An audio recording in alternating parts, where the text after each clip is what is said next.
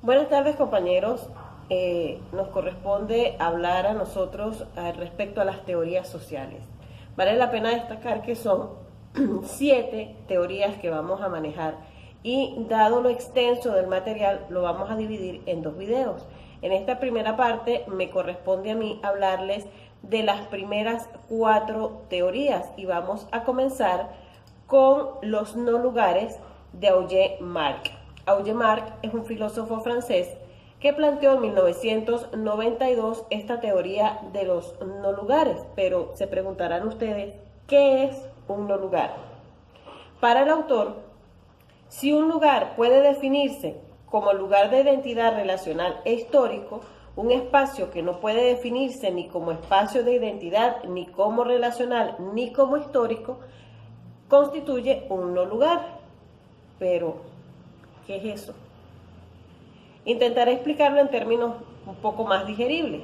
Los no lugares son los espacios en los que se encuentran las personas mientras se trasladan de un lugar a otro, es decir, no están en ningún lugar. Medios de transporte como vehículos, trenes, aviones o vías rápidas como carreteras, empalmes de rutas, aeropuertos, terminales, esos serían entonces los no lugares. Auger se refiere además a un término nuevo para referirse a la temporalidad social, pues en vez de modernidad o posmodernidad, que es lo que hemos venido viendo en estas últimas clases, se refiere a la supermodernidad o sobremodernidad. Para él está caracterizada por la superabundancia que se expresa en la multiplicación de los referentes y en la multiplicación de los sitios, de los lugares y no lugares.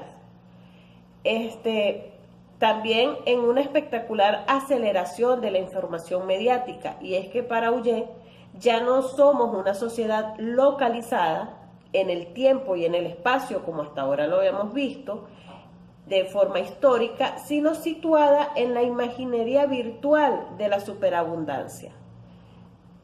¿Cómo es esto? Existen 3 figuras del exceso en la sociedad global: la superabundancia de acontecimientos, la superabundancia de espacio, que serían los no lugares, y la individualización de los referentes. Sus combinaciones arrojan consumidores que deambulan en un tiempo inexistente, convencidos de habitar ciudades globales en cuyos centros se genera la verdad. En contrapartida a los no lugares, Auger plantea el lugar antropológico.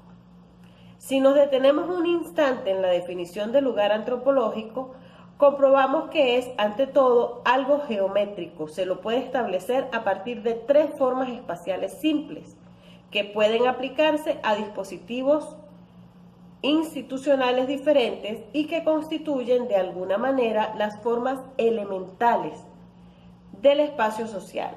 En términos geométricos se trata de la línea, de la intersección de las líneas y de ese punto de intersección. En resumen, Auger defiende la hipótesis de que la sobremodernidad es productora de no lugares, es decir, de espacios que no son en sí lugares antropológicos. Y los lugares antropológicos, digamos, están determinados a partir de formas geométricas. Eso es lo que plantea Auger. La segunda teoría que vamos a analizar es la de las nuevas tribus. Estas nuevas tribus son planteadas por Michel Maffesoli, que ha sido uno de los sociólogos que más enfáticamente ha defendido la idea de un cambio de época pensado desde el concepto de sociedad posmoderna o sociedad de masas, considerando que dentro de estas sociedades se generan cambios muy rápidos, efervescentes, que contribuyen a su transformación. Los rasgos distintivos de estas nuevas tribus son el tribalismo, el nomadismo, el predominio del presente y el emocionalismo. La causa de esto está en los sentimientos, en las pasiones, los ideales, que contrariamente a la idea de modernidad han sustituido en el podio a la razón y la racionalidad. Esto además genera que el grupo ahora prima sobre el individuo. Los aspectos relacionados con lo imaginario prevalecen sobre los estadísticos o de cálculo, y por último, lo local se impone sobre lo global. A modo de resumen, afirma que estamos viviendo la era de las tribus urbanas, caracterizada por grupos gregarios, pequeños grupos, donde todas las relaciones se vuelven totalmente inestables y efímeras. Están en constante cambio en el seno de la sociedad de masas, y afirma que el tribalismo está muy anclado en los procesos de la posmodernidad. Para él, la posmodernidad ha sobrepasado los ideales de la modernidad centrados en los conceptos de trabajo y racionalidad. Una tercera teoría la plantea Jean Baudrillard, que hace, digamos, una contraposición entre surrealismo e hiperrealidad.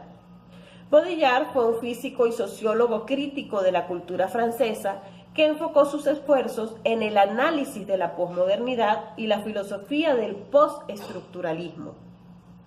Baudrillard fue ampliamente reconocido por sus investigaciones en torno al tema de la hiperrealidad, una realidad más real que la realidad misma, una copia mejorada, más atractiva, perfeccionada de la realidad.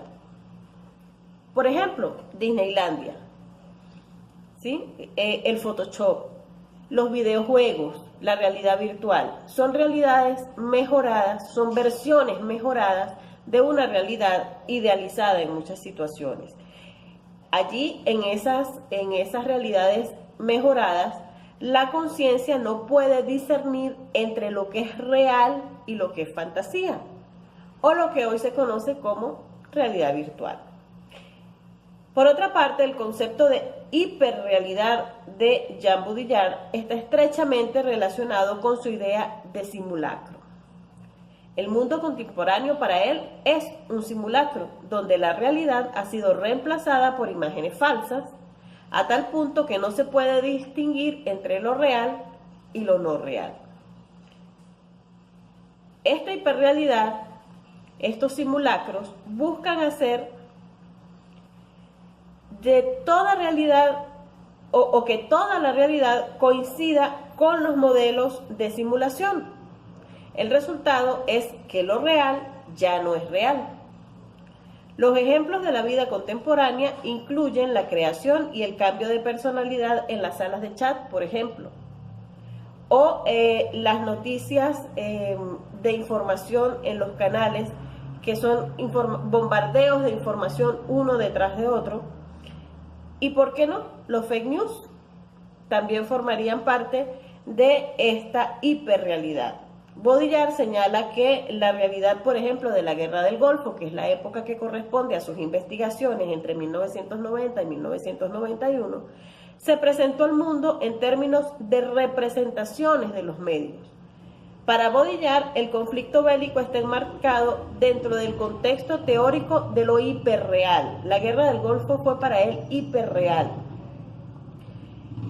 Y sostiene que fue un evento mediático muy cuidadosamente escrito, diseñado. Para él, el sistema está obsesionado por una constante sensación de crisis y así fabrica acontecimientos que generan informaciones en este sentido.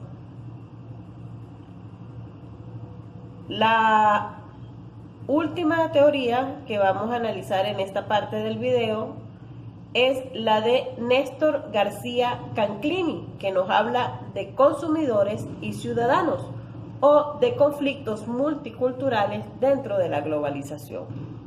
Para Canclini, el consumo es el centro de la discusión que encontramos en sus textos, en donde expone cómo la modificación de las formas de consumo ha venido alterando las posibilidades de ser ciudadanos a partir de la identificación o del sentido de pertenencia que generamos.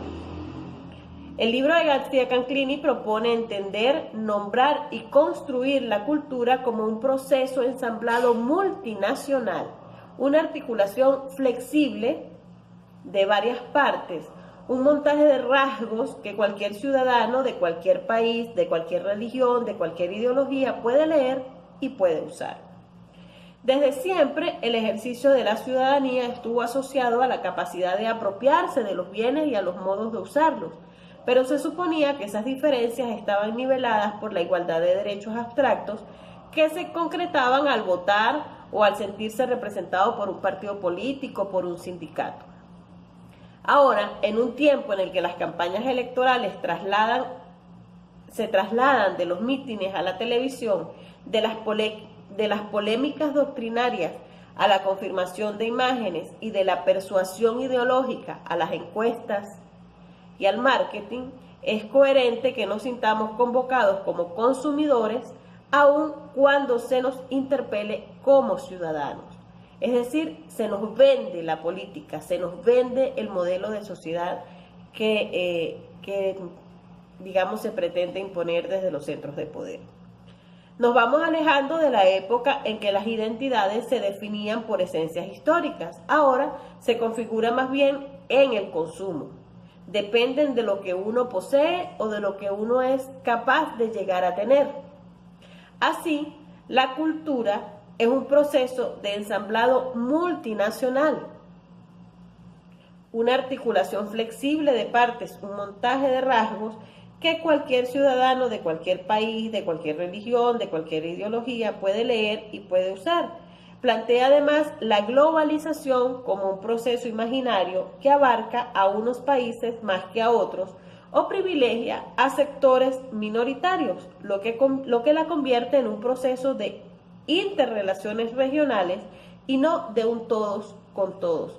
O sea, para él la globalización no es tal uniforme a nivel de todo el planeta, sino que favorece a los sectores de mayores contactos comerciales o a las regiones y los une, sí, cómo no, pero no es una cuestión simultánea en todo el planeta, sino por pequeños o por sectores o por espacios. Eso es lo que a grandes rasgos plantea García Canclini, y hasta aquí esta primera parte del video. En una segunda oportunidad, mi compañera Luz Dari de Pablos les explicará entonces las restantes teorías que conforman este grupo de 7 teorías sociales que estamos analizando para el presente trabajo. Muchísimas gracias.